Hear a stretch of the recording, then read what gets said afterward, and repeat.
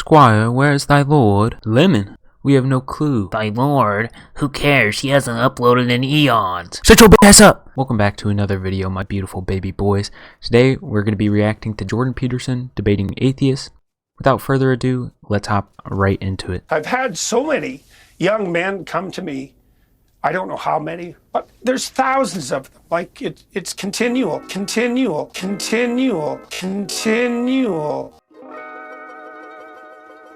My first claim, atheists reject God, but they don't understand what they're rejecting. I feel like you're getting at this idea of polysemy, where we have multiple related meanings for a word, right? Like, for example, a famous painting can be emotionally moving in that it changes my emotional state. And when I was on the highway coming here to the studio, I was physically moving. I was changing my position. If I said, I believe the Mona Lisa is very moving, and you said, you don't really understand what you're saying, it's nailed to the wall, I would say that you're the one who doesn't understand what I'm saying, not the other way around. I'm aware of these other definitions of God, but I think that when we use words, we tend to only imply one meaning at a time. I would say I reject the concept of God in this very literal way. But what literal way? The way that God is this omniscient, omnipotent, agentic, supernatural being that sent his son down and has, caused miracles and all these things like that. That guy made a very good point about words having multiple meanings and how usually we're debating about a particular kind of meaning that the word may have. In this debate of atheists versus Christians, it's pretty intuitive that they're going to be debating the existence of the interpretation of God as he just described. However, Jordan Peterson is going to deflect, and without conceding that interpretation of God is wrong, he's now going to defend a totally different and unintuitive interpretation of God. The idea of God is... Do you think that there's an underlying unity of things? Yes, of course. We're all here to debate under the assumption God means the underlying unity of things, which of course Lobster Man will not elaborate further upon other than asking a dialogue tree of questions. Could you explain that question? Well, scientists, for example, believe that science unifies in a comprehensive theory. Two things. First, this statement isn't necessarily true. Scientists can recognize the limitations of science, which is an attempt to unify knowledge derived from our sensory experience, precluding an overstep into metaphysical speculation. Second, Jordan Peterson implies that he agrees there is a unification of all comprehensive theories that is revealed by science, but that idea is wrong because 1, it assumes that science passively discovers unity rather than merely reflecting the structure of our cognition, and 2, it is a transcendental illusion where subjective necessities are mistaken as purely metaphysical. Do you, yes, no, or there are multiple competing truths? Those are the options. Either things unify, or there are multiple competing truths. I know that, for example, like in physics, people are looking for like a theory of everything. And why do you think they're doing that?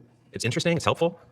But they also believe that there's an underlying unity to things. In a sense, yeah, like the material world and time and space are probably governed by universal laws and principles. Partly that, yes, yes, but that the same thing might extend to a broader domain that would include imagination and value. Similarly to how space and time are pure intuition that necessarily structure our experience, it is also possible that any universal laws for imagination and or value can be deduced as part of the given within experience, and hence, even if there is any unification there, it does not prove God's existence or does not necessarily come from God. Could you help me connect that to the prompt? Well, I'm trying to define God, the God that I don't think atheists do a very good job of defining. Here's another question for you. What do you think guides you in your determination of whether or not what you're saying to me is true? Can we go back? Can we say what we were talking about? We are. Okay. You're just uncomfortable with the question. No, I feel like you're just kind of throwing different spaghetti at the wall. I'm not. Okay. I asked you a very specific question. What is it that you think guides you when you're talking to me to help you determine whether what you say is true? Logic, memory, reasoning, sensory information. True! He's missing some, but all of those rational faculties can help us deduce whether something is true or false. How do you distinguish that from being governed by something that's false? Probably using those same faculties, jackass. That's an interesting question. How do you know the difference when you speak between what's true and what's false? So you can imagine... I can infer. From what principles?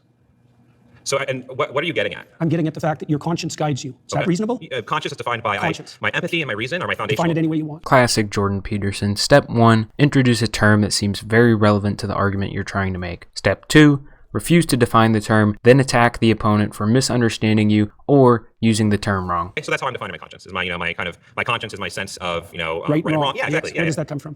I would say that comes from an evolved capacity to empathize and a recognition of the benefits of engaging with and nurturing that capacity. And then that empathy is constrained and guided by reason, right? Like, for example, I am driving down the highway, there's a kitten in the road. I'm going to empathetically feel, oh my God, I want to save the kitten, but then reasonably, like, I'm going to get hit by a car, right? So that's sort of the process through which I make ethical decisions. Okay, how do you... constrained by reason. The question of where conscience comes from is very vague. I think this guy's explanation of it from a psychological perspective is fine, but Jordan Peterson is more so asking about where the determining principles of conscience or our understanding of right and wrong comes from rather than the process we operate under when determining whether something is right or wrong. Which also leads me to critique this guy's understanding of empathy and reason. Empathy is a form of practical reason that is based on our emotional value for others. When he says that reason governs his empathy, he's being really vague and using reason to refer to what appears to be a second order form of reason that governs the first order of empathy. Now the question is, what are the determining principles that govern that second order form of reason, and how do we know them? Do you think that people can differ in their response to something empathically? Yeah. Is there a mediating principle that can tell you one person who's empathic and another person who's empathic that disagree, who's correct? Interesting. Yeah, I mean, I think that's where we'd have to, talk it out, right? Mm-hmm. We do that in real life all the time when we have, whether that's a discussion with a friend about the right thing to do in a situation, whether that's a policy discussion about law, right? That's where we can converse with each other, think about things, explain our perspectives, and then kind of reach a conclusion, right? I think we do it all the time.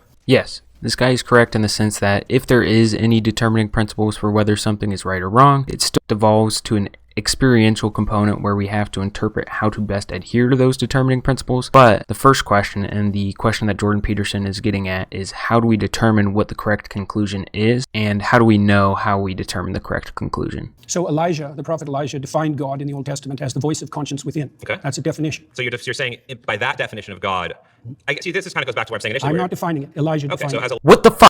Do you believe in that definition? Are you willing to defend that definition? What the fuck does that fucking mean? You aren't defining it that way. What is the relevance in even bringing it up? As Elijah defines God. It's defined that way in Jonah too. Okay, so as Cardinal Newman also defined it that way. As I'm sure you know many people who define it that way. And it's impressive. You're a very knowledgeable person. I'm not trying to be impressive. I'm just pointing out to you how God is defined in the Old Testament. All right. So to respond to that, I do think there are lots of interesting ways to define God. And that goes back to my Then how do we specify what we're arguing about? Well, you see, it's pretty goddamn easy. You ask the other person, what do you mean when you say you believe in God? Or what do you mean when you say you don't believe in God? You listen to him, and then you see whether or not you fucking agree with them. He already told you earlier what the fuck he meant when he said that he didn't believe in God. You didn't raise one contention against what he was rejecting, you dumb bitch.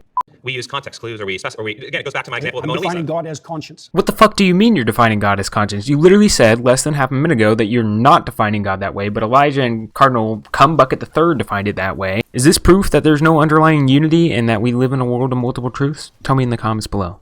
Okay, so that's interesting, but then you're kind of expanding the meaning of God. No, I'm not. That's how it's defined in the Old Testament. Okay, so in Elijah and in Jonah. Sure. So whoever. So it's not whoever. Okay. Elijah is one of the major Old Testament prophets. Right. He's equal in stature to Moses. Okay. So it's not arbitrary. All right. So that is interesting, but it's not relevant to the context with which I am using the term God. It's directly relevant. How the hell are you going to tell him that it's directly relevant after he just told you that it has nothing to do with what he means by God? Yes, this guy believes in conscience. He gave you a whole evolutionary psychological understanding of how and why it exists. He doesn't believe it comes from God. You at this point would need to substantiate that conscience must come from God in order for you to prove that he is unaware of what he is rejecting, which Jordan Peterson has not and will not. Atheists reject God, but they don't understand what they're rejecting. You accept conscience as a guide, and conscience is one of the defining characteristics of God in the Old Testament. I think you're being intellectually disingenuous. He is, or he's fucking.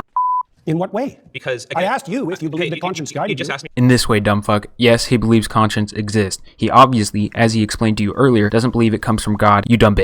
A question and then you stop me from answering it. In this setting, you understand the way I'm using the term God and belief. Not in the least. I don't understand how you're using it in the least. Then how about you open your damn ears because he told you about a minute into the fucking debate. That's why I'm trying to define it. My definition of God as conscience is a lot more precise and oriented than your definition of the God that you hypothetically disbelieve in. It's irrelevant to the fault lines of this debate. How is it irrelevant? Because in common parlance, when we're talking about atheist, God, belief, not belief, I don't care about common parlance. I'm trying to get to something fundamental. I think your point is irrelevant to the way that people tend to use these words. Your point that there are these polysemous ideas of God. I didn't make that point. You did. I made a specific point that God was associated with conscience. I just feel like you kind of retreat into this semantic fog. I'm not retreating at all. I'm advancing, sir. You are retreating. Okay, that was funny. The guy is right. Jordan Peterson does just hide in the semantic fog to not have to engage. The guy explained what he meant when he said he was rejecting God. If Jordan Peterson wants to define God differently, that's fine, but he has to substantiate that his claim is correct, that God is the voice of conscience, which there's so many holes with that understanding of God. Just looked at how people's conscience tells them to do radically different things. You can see this in everyday life examples, politics, changes throughout history, yada, yada, yada. Regardless, based on Jordan Peterson's claim that atheists don't know what they're rejecting, I'm going to have to give round one to the atheist. The guy appeared to know what he was rejecting, and he was correct. Apparently, Jordan Peterson did not know what the guy was rejecting even after being told. My next claim is that morality and purpose cannot be found within science. If you're saying that morality and purpose cannot come from science, is the opposite of that true, that morality and purpose can only come from God? That's a way of defining it, yes. Bro is running the divine command theory strat in the Big 25. This gets countered heavy by what is known as the Euthyphro Dilemma. Either things are right or wrong merely because God commands them to be, entailing that morality is arbitrary, or does God merely recognize the things that are right or wrong, meaning that morality exists independent of God, rather than just referring to, oh, God says something is good or bad. We need to look further into the actual justifications that make them good or bad. And no, Charlie Kirk, it cannot be both. Is it morally just that these rights be recognized because that's what God wants, or does God want it because it would be morally unjust to deny them? Both.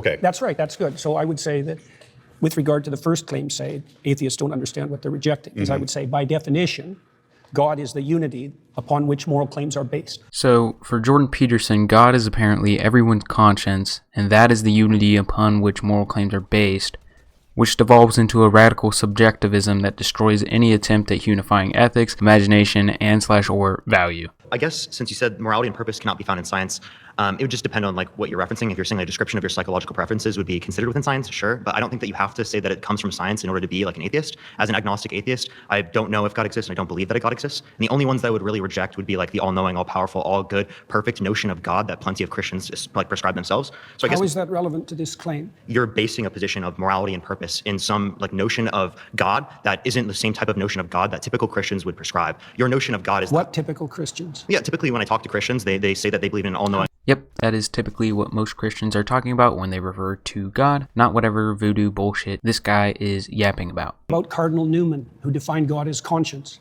He was a major influence on all of Catholic social theory. How about that, Christian? Sure. So do you believe in the all-knowing, all-powerful, all-good notion of God? What do you mean by believe? You think it to be true?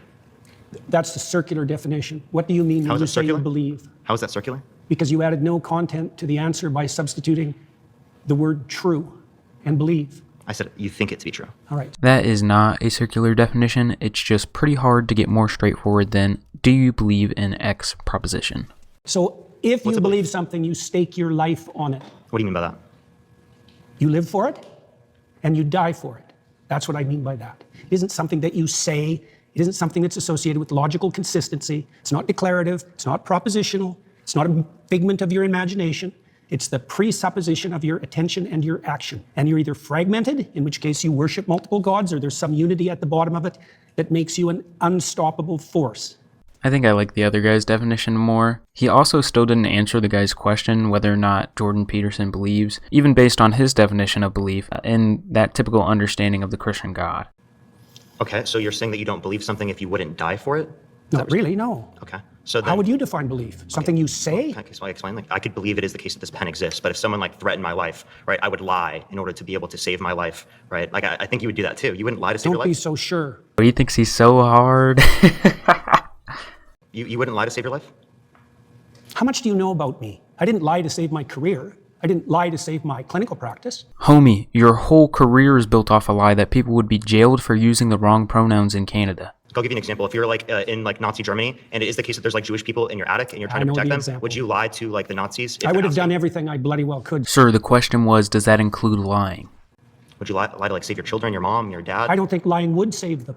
No, can there ever be a circumstance logically that lying could save someone? Yeah, and if you're steeped in sin, you're likely to live in circumstances like that. So I wouldn't be in that situation to begin with. It's a hypothetical, and it's not answerable. Hypotheticals? No, I can't answer a hypothetical like that because it's far. Look, don't play games. I'm not playing games. Yes, you are. If you present me with an intractable moral choice that's stripped of context and you back me into a corner, you're playing game. I just told you I would do everything that I could to make sure that I'm never in that situation. But sir, again, the question is, does that include lying? by the time you've got there, you've made so many mistakes that there's nothing you can do that isn't a sin. Being born in Nazi Germany and trying to protect people that you care about, there could be a Jewish friend that you have and you want to protect them. I think you should just give up on that line of questioning. Give up on just trying to clarify your position? Because you don't like, are you uncomfortable with me asking this question? It's just a basic hypothetical. I could ask you. It's just a basic hypothetical where you put Jews' lives at stake in Nazi Germany. That's just a basic hypothetical. Obviously, you would lie in that scenario to save their life, but you're not trying to answer this question for some reason. I just told you why. Are you anti-fascist?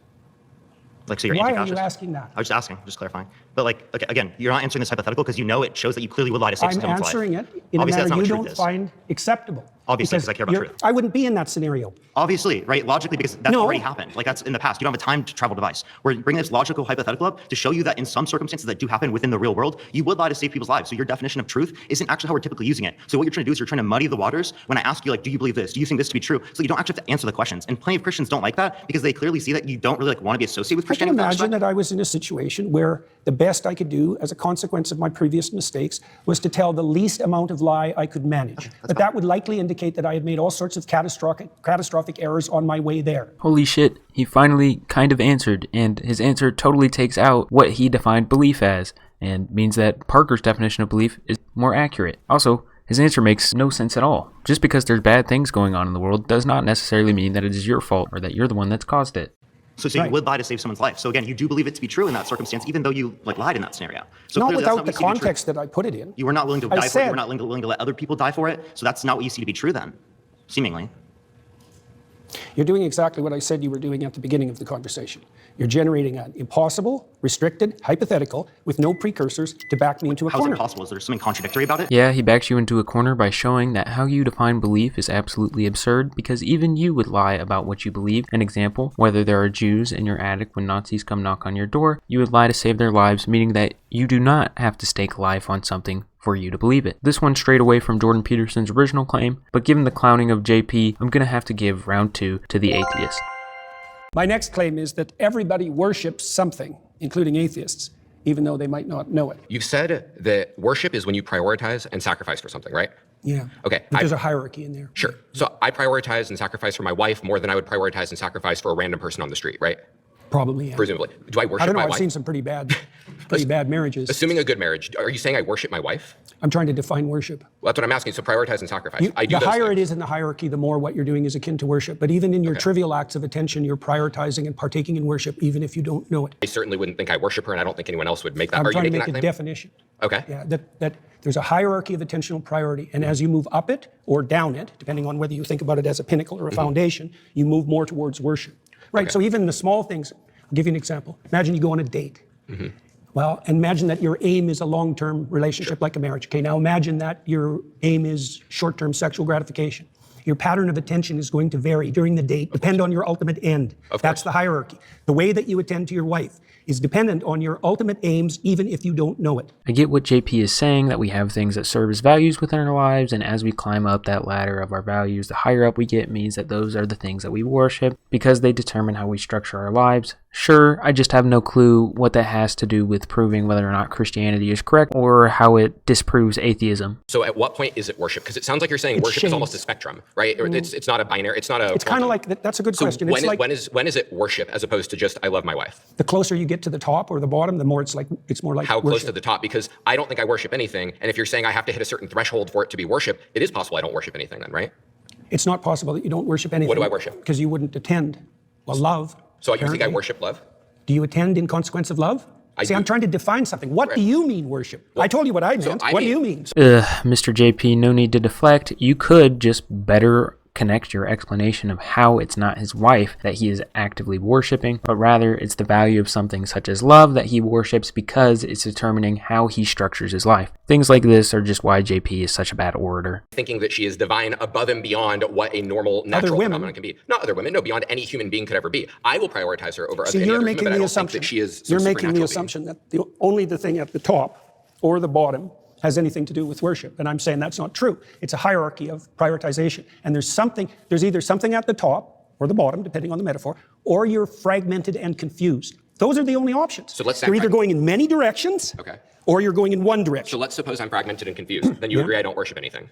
No, then you'd worship multiple things. Is it not possible that someone could be aimless, having no ultimate aims whatsoever? Why is it necessarily the case that someone has to either have a cohesive linear set of values or they have to have an incoherent non-linear set of values, all being worshipped?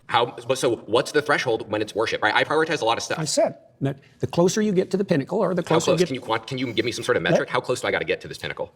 Do you know the difference between cheap literature and deep literature? Yes. What's the difference between cheap and deep?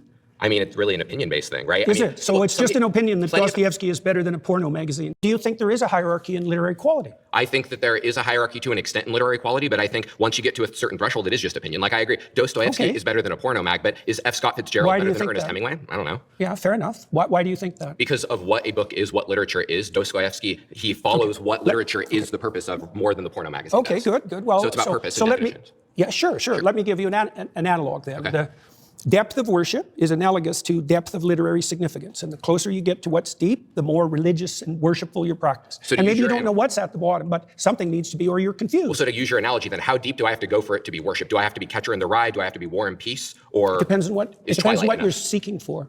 I'm seeking to know whether I worship something. You've claimed I worship something, and If you want to have a deep and meaningful life, then you have to go all the way to the bottom or the top. And insofar as you're capable of doing that, because otherwise you'll be fragmented and miserable and anxiety-ridden and hopeless. So I have to worship something to have a meaningful life. And if I There's no worship difference between those two things.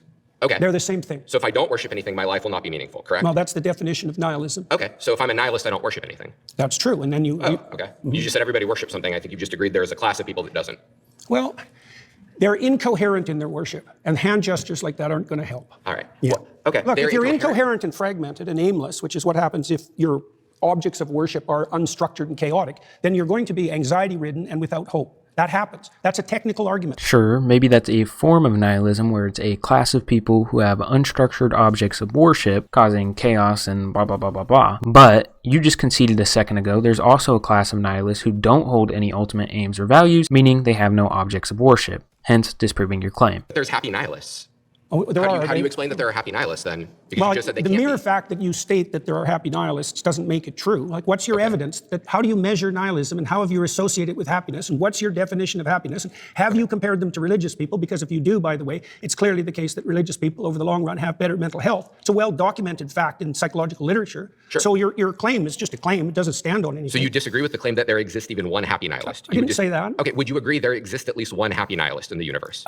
It's not a question that has any meaning as far as I'm concerned. Well, it seems pretty relevant given that you said that due to nihilist chaotic unstructure of their objects of worship, that means that they necessarily have to live anxiety-ridden lives. Because it depends on what you mean by happy, and it depends on the duration that you're trying to calculate over. Now and then there's probably some deluded soul who thinks he's a nihilist who's momentarily pleased with himself. But as a long-term strategy to deal with the future, to get along with yourself and with others, it's sadly lacking. That's why Nietzsche warned that when God died, as he announced in 1850, that people would be flooded with pointless, anxiety-ridden, hopeless nihilism. And that was what would attract them for example, to the false gods of totalitarianism, which is exactly what happened, because everybody worships something, even atheists who think they don't. Aren't there unhappy Christians or devoted believers? So worshiping something is neither sufficient nor necessary for happiness then? Well, terrible things can come your way regardless, and that does happen. But it's the case that even when circumstances become deeply troublesome, that how you're oriented makes a big difference. So I'll give you an example. So the book of Job deals with the issue of unfair suffering. So Job is a good man who has everything taken away from him in the most painful possible way. To settle a bet, right? With Satan, yes. And so he makes the axiomatic presumption that he won't lose faith in himself or in the spirit of being itself. And that helps him remain calm and forward-looking through his time of trial. Doesn't he absolutely curse God? No. His wife tells him to do that. His wife, aka a woman, told him to do it, so when he did it, it doesn't count. This debate was more interesting. Jordan Peterson raised some good points, even though largely they have nothing to do with proving Christianity or disputing atheism. This guy over here also made some good points, and technically I'd say he won because he got Jordan Peterson to momentarily concede before changing his mind that there can exist a class of people who don't hold any ultimate aims or values, and hence do not hold any objects of worship. If I don't worship anything, my life will not be meaningful, correct? Well, that's the definition of nihilism. Okay, so if I'm a nihilist, I don't worship anything. That's true. So, 3-0 for the atheist.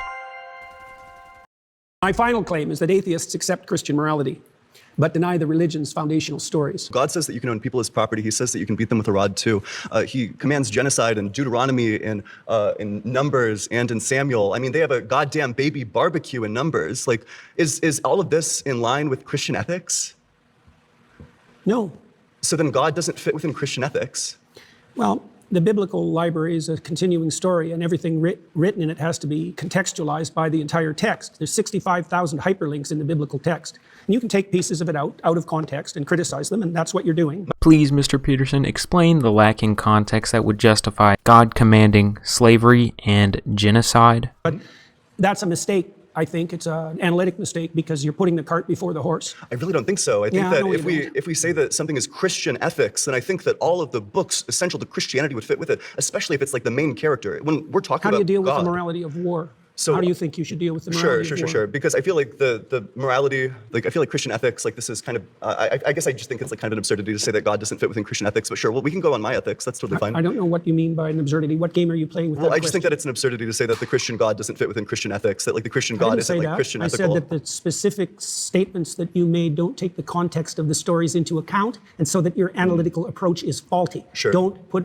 in my mouth. Sure, then let's go through the example. Yeah, so, and I apologize. So let's go through the example. So in 1 Samuel 15:3, God says, go and slaughter the Amalekites, slaughter the men, the women, the children, the infants. What's the justification for that? Is that in line with Christian ethics? That's a good question. I don't really know what to do with the terrible blood-soaked, saturated history of the human past. This isn't about what to do about the blood-soaked past. It's about biblical stories and the ethics that can be derived from them, since you're claiming that atheists accept Christian morality. We're all saddled with the problem of the catastrophes that got us here, aren't we? Yeah, but this one was commanded by God. That's the problem. Yeah, that's what differentiates it from anything else, is that this one, it's God saying, go and do this atrocity. Do you think that there's ever such a thing as a righteous war? Sure. Please do tell us why the acts of slavery and genocide would serve as a necessary part of any righteous war. I'm skeptical. I'm not sure. It would probably be situational.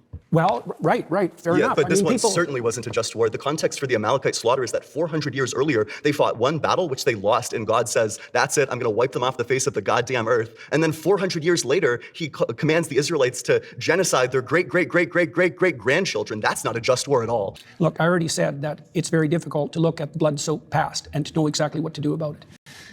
The answer I gave to the gentleman who was sitting here before you is that it's necessary to read a text like the Bible at all of its levels of analysis simultaneously. And there's a directional morality that emerges across time that has its roots in the Old Testament, for example, with its restrictions against murder specifically, that makes itself manifest in the Christian texts as the insistence on voluntary self-sacrifice as the foundational belief. Refraining from murder substantiates voluntary self-sacrifice as a foundational belief of Christianity?